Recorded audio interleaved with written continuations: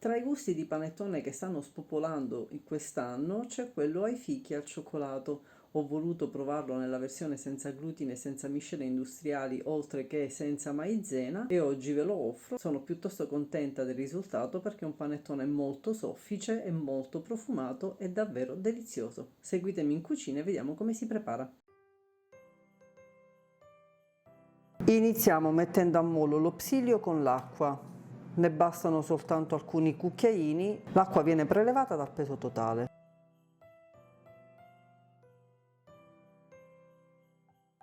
Ci vogliono pochissimi istanti, lo mescoliamo, lo mettiamo da parte e la gelatina è praticamente pronta. Se state utilizzando lo psilio, quello in polvere, non serve questo passaggio, lo potete mettere direttamente nella miscela di farine. Passiamo alla preparazione della pasta aromatica. Qui si può utilizzare scorza d'arancia candita, dipende quello che avete a disposizione. L'importante è che se si usa l'arancia, come nel mio caso, viene prelevata soltanto la parte colorata e non la parte bianca che sta sotto. Cerchiamo di recuperarla tutta così non ci sono sprechi. Mettiamo da parte, recuperiamo i semi di mezza bacca di vaniglia, ne basta mezza, che potete utilizzare l'estratto di vaniglia o la vaniglia in polvere.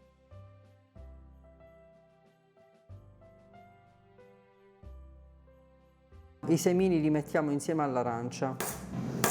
Recuperiamo proprio tutta la polpa. La bacca la possiamo mettere nel contenitore con lo zucchero a velo per avere lo zucchero vanigliato. Aggiungiamo il rum, aggiungiamo un cucchiaino di miele, io sto utilizzando del miele di acacia, mescoliamo e mettiamo da parte a macerare anche per una notte. Si può preparare il giorno prima per il giorno dopo, oppure la mattina per il pomeriggio. Più riposa, più diventa aromatico. Adesso ci dedichiamo alla preparazione dei fichi. I fichi secchi sono stati messi in ammollo con acqua calda per circa un'ora. Adesso li prelevo, cerco di strizzarli un pochino così da togliere l'acqua in eccesso e li tritiamo al coltello.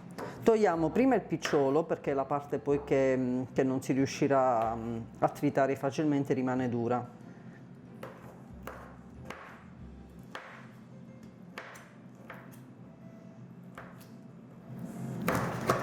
Cerchiamo di evitare i pezzi troppo grandi, devono essere grandi all'incirca come l'uvetta.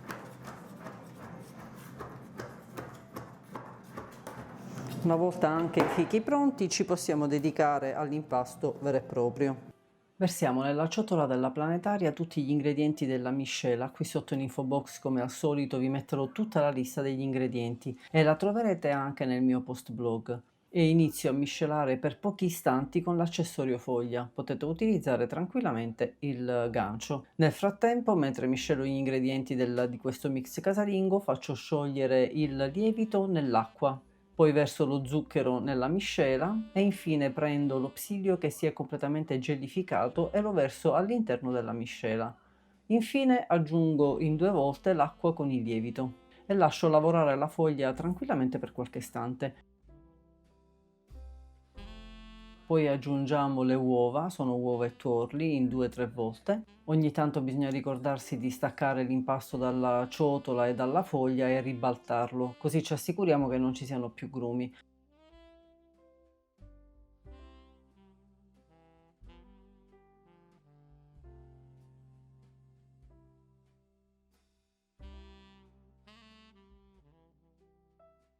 Nel frattempo possiamo aggiungere il sale, lasciamo impastare ancora per qualche istante fino a quando non otteniamo una pasta così liscia e setosa.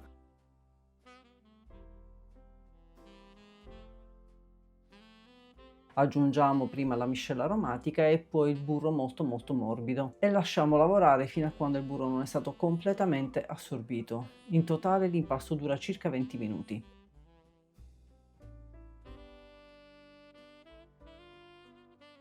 Questa è la consistenza che dobbiamo ottenere, molto liscia, molto setosa ma estremamente cremosa. Infine aggiungiamo i fichi, le gocce di cioccolato e azioniamo la macchina per pochi istanti fino a quando le sospensioni non sono state completamente incorporate dall'impasto.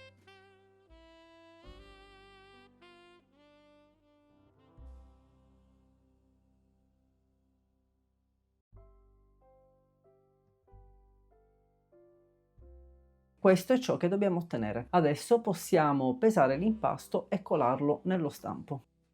Ungiamo la ciotola, possiamo usare quella dove abbiamo pesato le miscele, la ungiamo bene bene così poi l'impasto si stacca. Questo mi serve per pesare la pasta, rimuovere l'eccesso perché ce ne sarà sicuramente in più.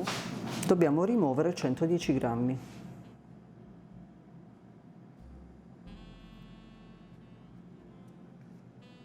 All'incirca. Ce n'è un pochettino di più, va bene, questo lo mettiamo da parte, diamo una sistemata alla pasta nella stessa ciotola.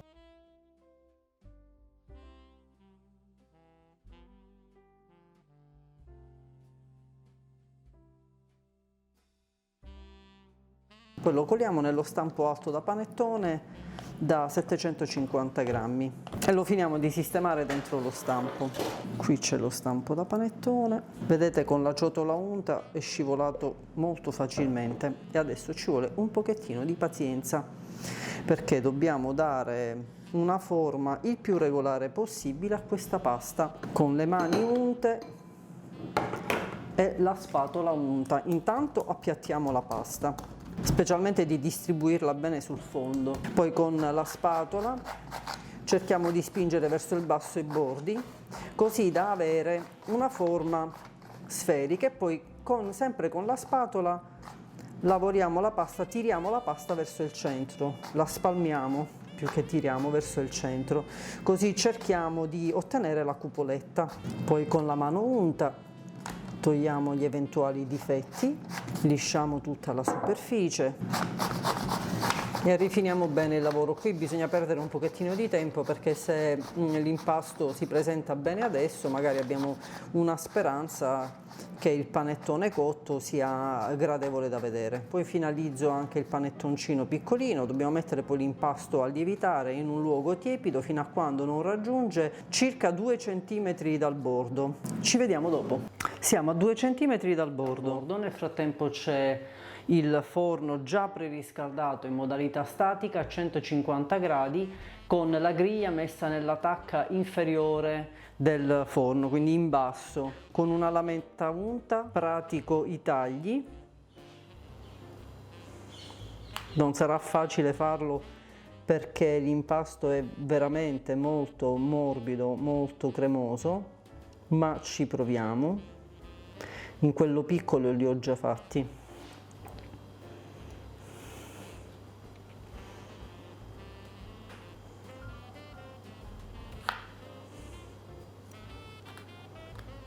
Si pulisce la lametta ogni volta che si passa. Se serve ungiamo di nuovo con olio. In questo caso non basta bagnare la lametta, in altri casi sì, in questo caso non basta. Ok, ci siamo. In quello piccolo l'ho già fatto e adesso vado ad infornare per circa 50-55 minuti da sorvegliare. A dopo.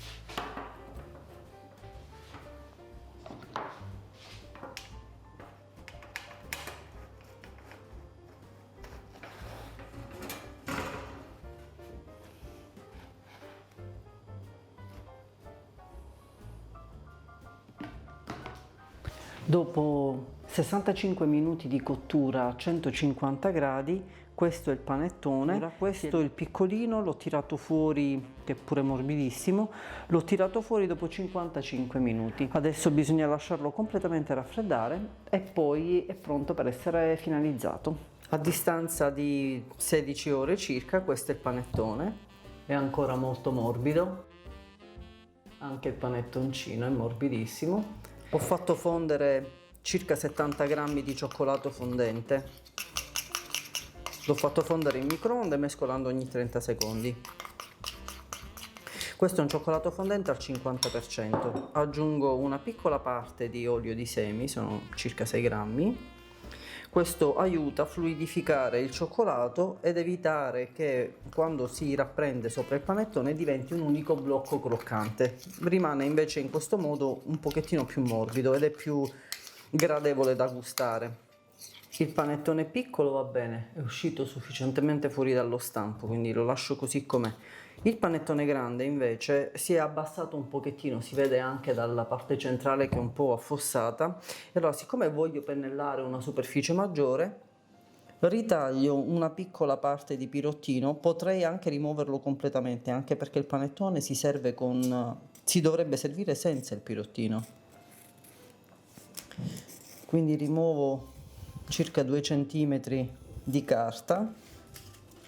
Io pennellerò e poi aggiungerò delle goccine di cioccolato. Potete anche decorare con pezzettini di fichi secchi, visto che comunque è uno dei due aromi di questo panettone. Pennelliamo proprio fino al bordo del pirottino. Diciamo che la parte esposta vorrei coprirla tutta. Aggiungo le goccine di cioccolato subito, prima che il cioccolato fondente si solidifichi. Esistono in commercio anche le gocce di cioccolato bianco, fa un bellissimo contrasto, quindi potete usare anche quelle casomai.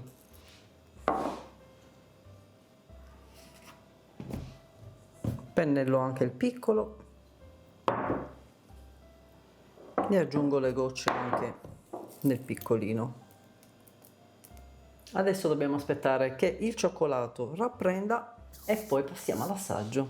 Decoriamo così da dare un po' di colore a un panettone che al cioccolato non è molto estetico, così facciamo contenti anche i bambini. Una spolverata di finta neve e il nostro panettone è pronto per essere degustato. Passiamo all'assaggio.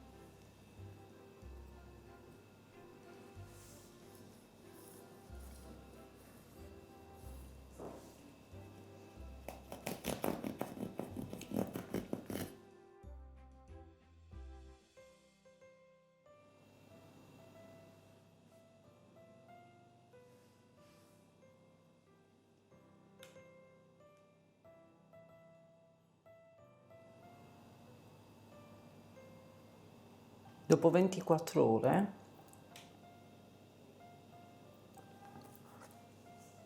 è buonissimo, umido al punto giusto, anche grazie ai fichi.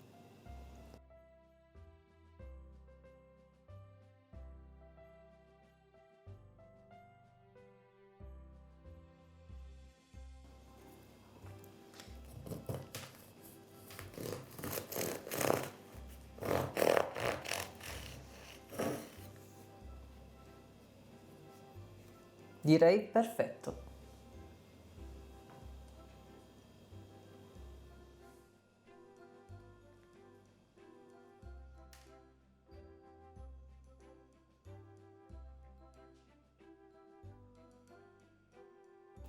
La ricetta è finita, fatemi sapere nei commenti che cosa ne pensate, se la rifarete fatemi sapere se l'avete rifatta, come l'avete valutata.